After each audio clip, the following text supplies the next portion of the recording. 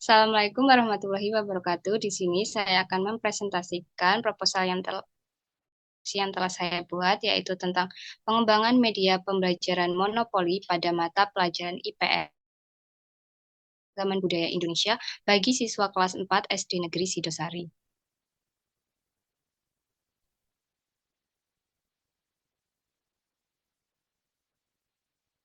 Yang pertama itu ada latar belakang. Latar belakang dari penyusunan proposal skripsi ini yang pertama itu karena rendahnya tingkat pemahaman dan minat belajar peserta didik di SD Negeri Sidosari, khususnya dalam mata pelajaran IPS.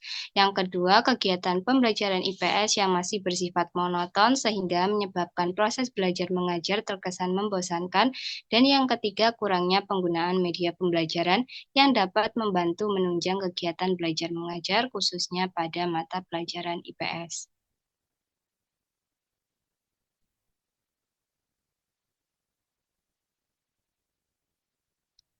Selanjutnya ada identifikasi masalah. Di sini ada 3 identifikasi masalah, yaitu yang pertama, rendahnya tingkat pemahaman dan minat belajar peserta didik, khususnya dalam mata pelajaran IPS. Yang kedua, kegiatan pembelajaran IPS masih bersifat monoton sehingga menyebabkan proses belajar mengajar terkesan membosankan. Yang ketiga, kurangnya penggunaan media pembelajaran yang dapat membantu menunjang kegiatan belajar mengajar khususnya pada pelajaran IPS. Selanjutnya ada batasan masalah. Berdasarkan identifikasi masalah yang telah diuraikan, selanjutnya penelitian ini dibatasi pada pengembangan media pembelajaran monopoli pada mata pelajaran IPS, materi keragaman budaya Indonesia bagi siswa kelas 4 SD Negeri Sidosari. Selanjutnya ada rumusan masalah. Yang pertama itu tentang bagaimana mengembangkan media pembelajaran monopoli pada mata pelajaran IPS, materi keragaman budaya Indonesia bagi siswa kelas 4 SD Negeri Sidosari sesuai dengan prosedur pengembangan Research and Development. Lalu yang kedua, bagaimana kelayakan pengembangan media pembelajaran monopoli pada mata pelajaran IPS, materi keragaman budaya Indonesia bagi siswa kelas 4 SD Negeri Sidosari. Tujuan dari penelitian ini yang pertama yaitu menghasilkan produk berupa media pembelajaran monopoli pada mata pelajaran IPS, materi keragaman budaya Indonesia bagi siswa kelas 4 SD Negeri Sidosari sesuai dengan prosedur pengembangan Research and Development. Lalu yang kedua, mengetahui kelayakan media pembelajaran monopoli pada mata pelajaran IPS, materi keragaman budaya Indonesia bagi siswa kelas 4 SD Negeri Sidosari. Selanjutnya ada spesifikasi produk. Yang pertama itu ada papan permainan monopoli ini berisi peta nama dan gambar ikon monumen ataupun bangunan yang menjadi ciri khas dari suatu kota-kota yang ada di Indonesia dengan ukuran berkisar 6 cm kali 8 cm. Juga adanya kartu petunjuk, kartu pertanyaan, kartu informasi, dan kartu aset. Kemudian ada asumsi pengembangan produk. Pengembangan media pembelajaran berbasis permainan monopoli ini diharapkan dapat meningkatkan rasa antusiasme peserta didik dalam belajar keragaman budaya Indonesia.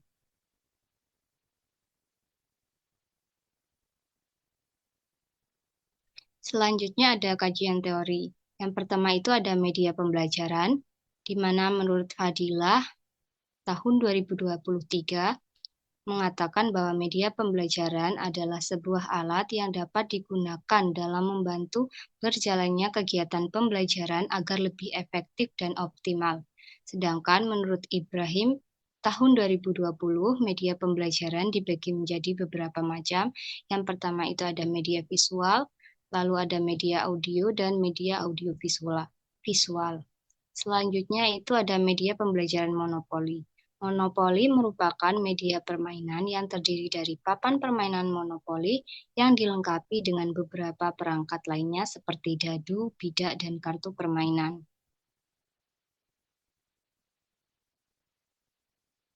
Selanjutnya ada materi keragaman budaya di Indonesia. Indonesia memiliki keanekaragaman budaya. banyak suku bangsa dengan bahasa, pakaian, rumah adat, makanan, dan kesenian yang berbeda-beda. Keragaman ini salah satunya disebabkan karena tempat tinggal yang berbeda-beda.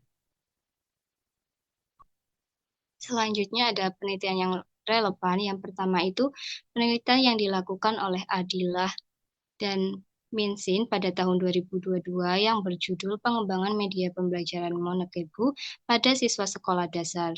Dalam penelitian ini menggunakan jenis penelitian pengembangan, yaitu mengembangkan media pembelajaran monopoli berbasis kebudayaan di sekolah dasar. Lalu yang kedua ada penelitian yang dilakukan oleh Sela dan kawan-kawan pada tahun 2023 yang berjudul Pengembangan Media Permainan Monopoli pada Pembelajaran IPS, Materi Keragaman Budaya, kelas 4 SD.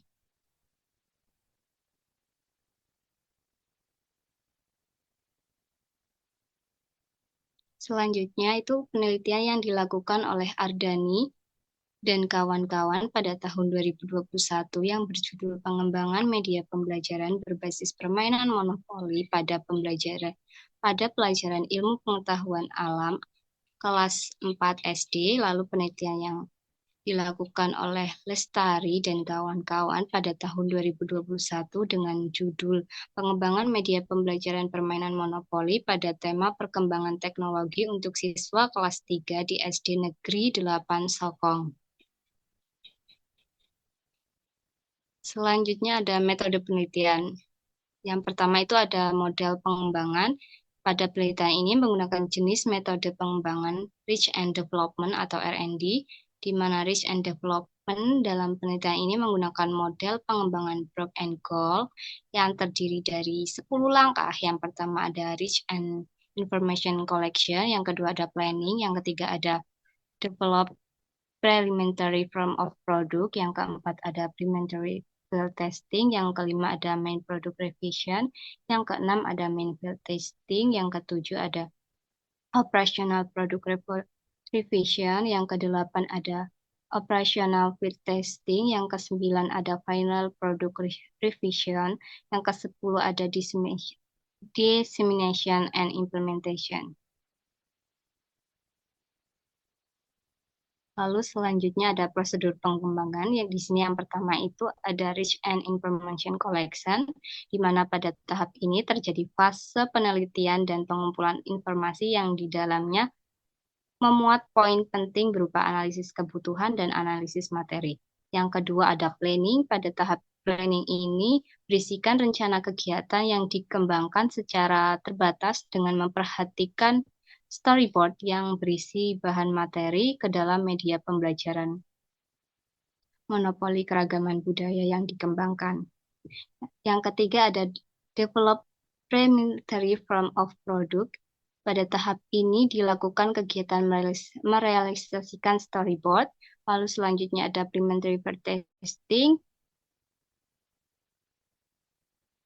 Pada tahap ini dilakukan uji coba lapangan awal yang melibatkan 4 peserta didik di kelas 4 SD Negeri Sidosari.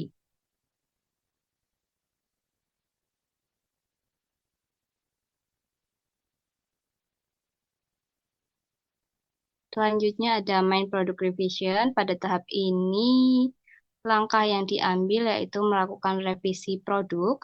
Lalu yang keenam ada Main Field Testing. Pada tahap Main Field Testing ini dilakukan uji coba yang melibatkan 7 peserta didik di kelas 4 SD Negeri Sidosari.